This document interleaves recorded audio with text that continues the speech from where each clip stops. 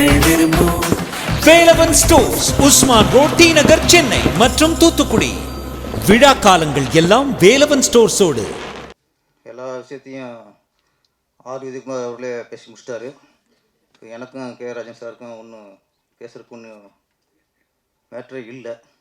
இருந்தாலும் கொஞ்சம் பேசணும். அதாவது இந்த விழாவுக்கு வருகிறதற்கும் மருது பாட்டி அம்மாவுக்கு முதல்ல வணக்கம்.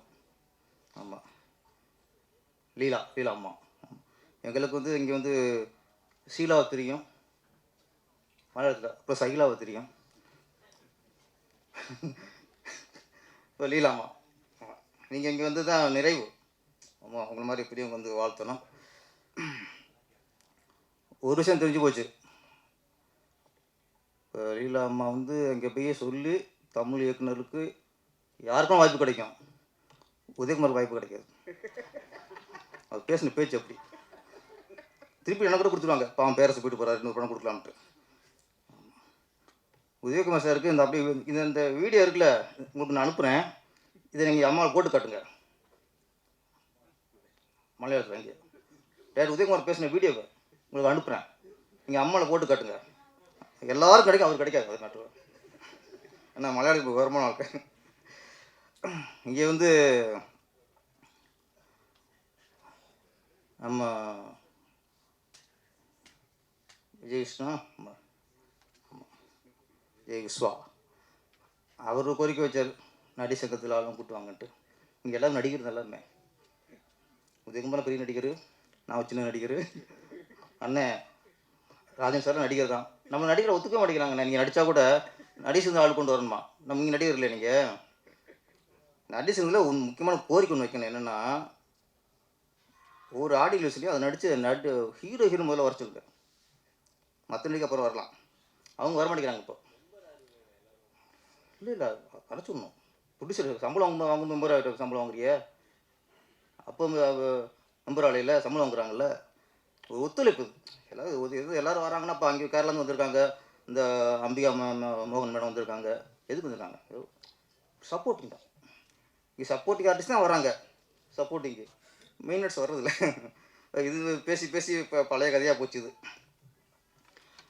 என் சுவாசமே டைட்டில் மட்டும் தமிழில் இருக்குது, மற்ற எல்லாம் மலையாளம் தான். இங்கே இல்லை ராஜன் சார், உதயகுமார் சார், நான், ராஜேஷ் சார் மாதிரி அதுதான்.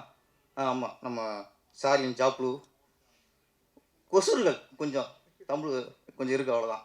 ஆனால் மனசு நிறைவாக இருக்குது. ஏன்னா இந்த ஒரு நிகழ்ச்சி, இந்த மாதிரி நிகழ்ச்சி இருக்கும்போது நம்மளுக்கு பங்களிக்கும் போது சந்தோஷம்தான்.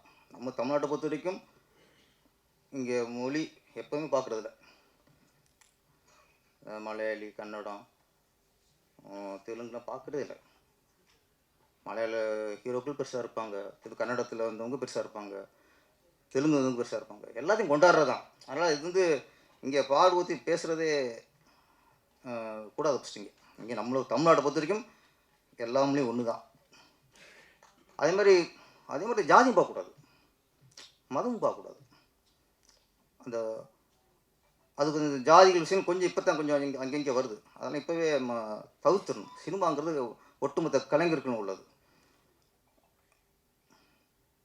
அப்புறம் கவிஞர் ஸ்ரீவித்யா மேடமா அவங்க சொன்னாங்க, நீ தமிழ் தான். ஆமாம், கவிஞர் கோவம் வந்துருச்சு. என்னடா அது, ஒரு தமிழ் கவிஞரையே பேரை சொல்ல மறந்துட்டான்ட்டு.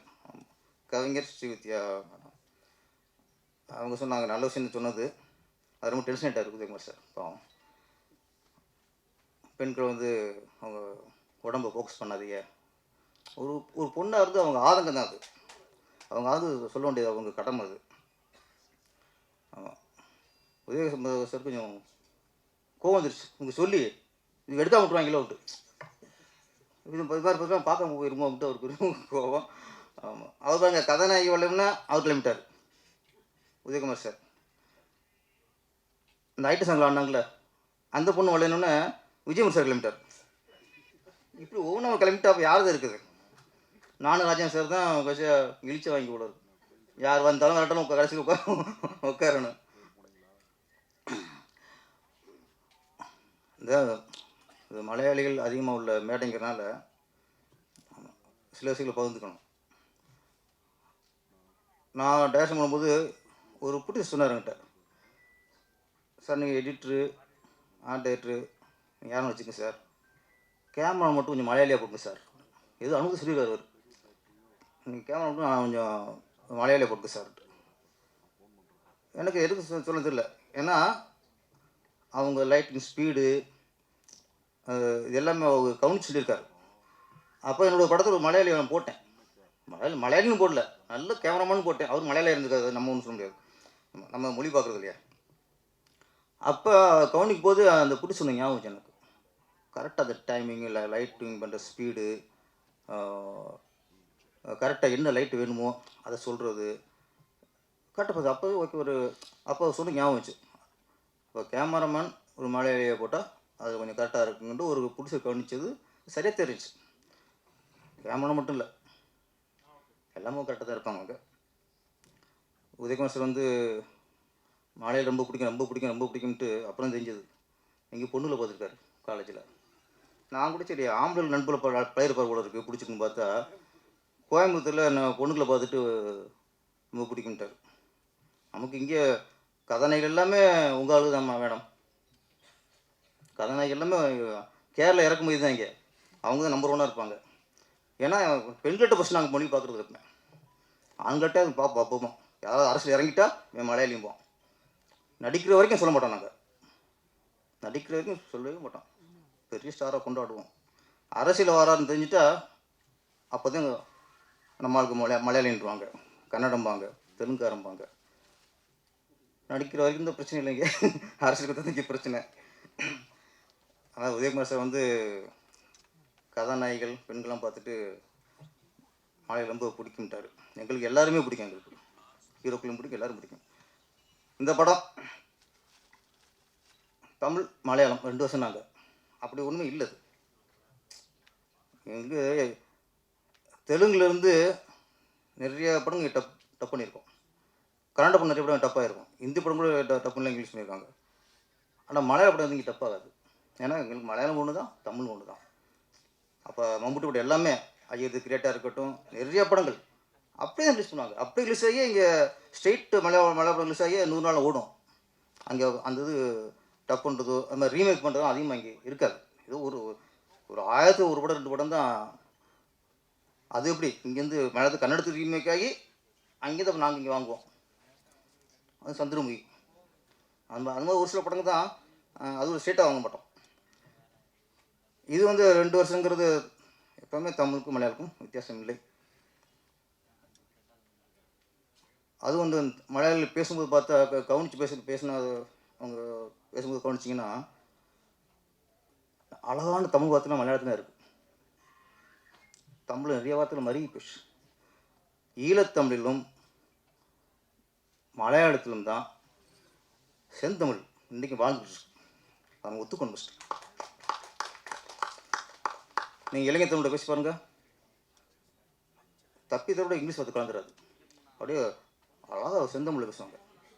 அப்புறம் மலையாளில் நிறைய மலையாளம் பேசும்போது நிறைய வார்த்தைகள் நமக்கு செந்தமிழ் தெரியும். என்னை பொறுத்த வரைக்கும் ஒரு தமிழன் தமிழ் பேச கூட என்ன மாதிரி சொல்கிறேன், ஒரு தமிழன் தமிழ் பேசும்போது கூட சிறு புரியாது. ஆனால் மலையாளத்தில் பேசும்போது நல்லா புரியும். எங்களுக்கு பேச தெரியாத தவிர மலையாளம் பேசும்போது நல்லா எங்களுக்கு புரியும். அந்தளவுக்கு மலையாளத்துக்கும் தமிழுக்கும் ரொம்ப தொடர்பு இருக்குது. நான் அந்த ரைட்ஸ் மட்டும் சொன்னேன். இப்போ மலையாளத்துலேருந்து டப் பண்ணுறதில்ல, ரீமேக் பண்ணுறதில்ல. தெலுங்குல இது பண்ணுவோம், ரீமேக் பண்ணுவோம், ஹிந்திலேருந்து ரீமேக் பண்ணுவோம், கன்னடத்துலேருந்து ரீமேக் பண்ணுவோம். இப்போ அதில் ஒரு சின்ன பிரச்சனை, ஒரு சின்ன ஆபத்து. ராஜேஷ் சார் மாதிரி ஆளுக்கு கொஞ்சம் அதை கொஞ்சம் கவனிக்கணும். ஏற்கனவே ஒரு விஷயத்தில் நம்ம விட்டு தான் இன்றைக்கி சினிமா அழிஞ்சு போச்சு. டிவி ரைட்ஸ் கொடுப்போம்ல, அப்போது 5 வருஷத்துக்கு கூட ரெனியூ பண்ணணும் கரெக்டாக. அப்போ 20 வருஷத்துக்கு முன்னாடி டிவிக்கு ரைட்ஸ் கொடுத்தா அது 5 வருஷம்தான் அவங்களுக்கு ரைட்ஸ் இருக்குது. 5 வருஷத்துக்கு அப்புறம் திருப்பி ரெனியூ பண்ணல, வேறு டிவிக்கு விற்றுக்கலாம். அந்த ஹோல்டு தயாரிப்பாளருக்கு இருந்துச்சு, இப்போ இல்லை.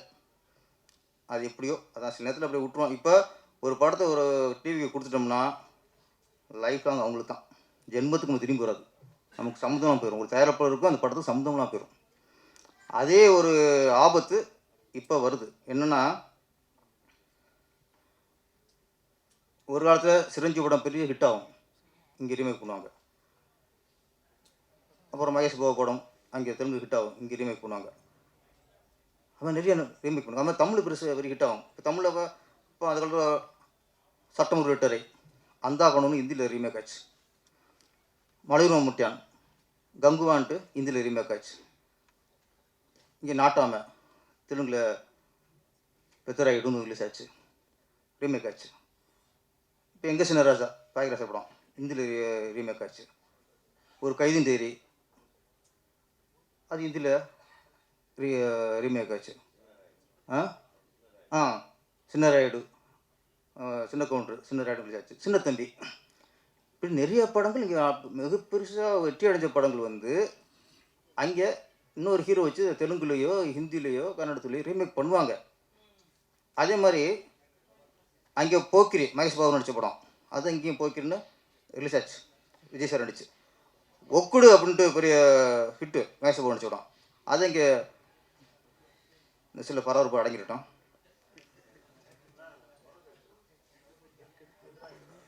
ஆமாம்,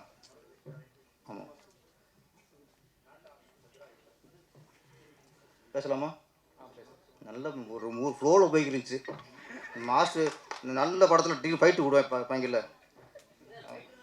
ஆமாம், அதை பற்றி பேசிக்கிட்டு இருக்கேன்.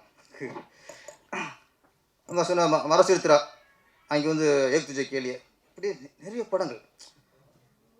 இப்போ அது நடக்குதா ராஜன் சார்? நான் கொஞ்சம் முக்கியமான விட்டேனே. ஏன்னா எங்கே ஆபத்து அப்படின்னா, இன்றைக்கி ஓடிடி பிளாட்ஃபார்முக்கு மொத்த குத்திக்கும் கொடுத்துருவிய, கொடுத்துட்டா அவனே டப்பிங் பண்ணலாம், அவனே என்ன பண்ணிக்கலாம். அதுக்கப்புறம் அந்த படத்துக்கு நம்ம சம்மந்தம் இல்லை. இப்போ என்ன ஆகுது, தெலுங்கில் மகேஷ் பாபு நடிச்ச பெரிய ஹிட்டுன்னா நம்ம இங்கே வாங்குவோம், இல்லை அவனே டப் பண்ணி அவனே ஓடிடியில் போட்டு விட்றான். அது மாதிரி தமிழில் பெரிய ஹிட் ஆச்சுன்னா அது தெலுங்கு ரீமேக் பண்ணுறதில்ல, அவன் இஷ்டம் தான். அவன் யாரையோ டப் பண்ணி போயிடுச்சு வந்துட்டு அவன் ஒரு தளத்தில் போட்டு விட்றான். அப்போ ஒரு ஒரு ஒரு மொழியில் வந்து ஒரு நல்ல படம் இங்கே ரீமேக் ஆச்சு, இப்போ அது இல்லை, டப்பிங் பண்ணி கொண்டு விட்றாங்க. அப்போ ஒரு ஆளாக நல்ல படத்தை சிறப்பாக பார்ப்போம், டப்பிங் பண்ணி பார்க்கும்போது நம்மளுக்கே அதில் ஒட்டாது, வாய்ஸ் ஒட்டாது, ஒன்று ஒட்டாது, கடமை பண்ணி விட்ருவாங்க. அது மாதிரி நல்ல படைப்புகள் வந்து ரீமேக் ஆகாமல் முடங்கி போயிடுது. இது ப்ரொடியூசர்களுக்கு எப்படி நம்ம டிவி சேனலுக்கு மொத்தமாக கொடுத்துட்டோமோ அதே மாதிரி இப்போது ஓடிடி தளத்துக்கும் நம்ம அடிமை ஆகிட்டோம். படத்தை எடுத்து அவன்கிட்ட காலையில் வச்சுருங்க, அதுக்கப்புறம் நமக்கு அவனுக்கு சம்மந்தம் இல்லை. அது கொஞ்சம் ஓடிடி தளத்தில் ரைட்ஸ் மற்ற அக்ரிமில் போடும்போது இதெல்லாம் கொஞ்சம் பார்க்கணும். இன்னொன்று பாதிப்பு, ஹீரோவுக்கு ஒரு பிடிச்ச படம்னே ஒரு ஹிட் ஆச்சுன்னா அப்படி ரீமேக் ஆகும்போது அந்த ரீமேக் ரைட்ஸ் வரும், அது கட்டாயம். அந்த ரீமேக் ஆகும்போது இயக்குநர்களுக்கு அந்த ரைட்ஸில் பங்கு இருக்கும், அதுவும் போச்சு. இப்போ தயாரிப்பாளருக்கும் பாதிப்பு, மிகப்பெரிய பாதிப்பு. இயக்குநர்களுக்கு இந்த ரைட்ஸுக்கு மேட்டர் போச்சு. இப்போ Udhayakumar sir dubbing rights remake rights எதுவுமே இல்லை, வாங்க சம்பளம் தான். முன்னெல்லாம் கஷ்டப்பட்டு படம் பண்ணுவான், சம்பளம் பைசா கிடைக்காது, படம் ஓடிச்சுனதுக்கப்புறம் ரைட்ஸ் நமக்கு தான் வரும். இப்போ அதுவும் போச்சு. மிகப்பெரிய ஆபத்தை நோக்கி இந்த வியாபாரம் போய்கிட்டு இருக்கு, ஓடிடி தள வியாபாரம் போய்கிட்டு இருக்கு. அதை கொஞ்சம் சிந்திக்கணும். நம்ம டிவியில் சேனலில் கொண்டு ஒப்படைச்ச மாதிரி இதையும் ஒப்படைச்சிடக்கூடாதுங்கிறது இந்த சபையின் மூலமாக இந்த மேடை மூலம் நான் தெரிவிச்சுக்கிறேன். நன்றி, வணக்கம்.